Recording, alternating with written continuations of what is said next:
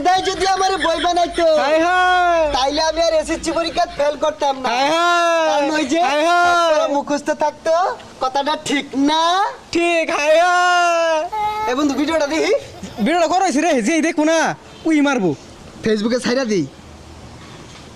কি রে, ফেসবুকে ফলোয়ার আছে 7টা, 6টা হয়ে গেল কে? কে আনফলো করলো? হাই সর্বনাশ, লিপু এই কামড়ছে আমার বন্ধু মানুষ হইয়া।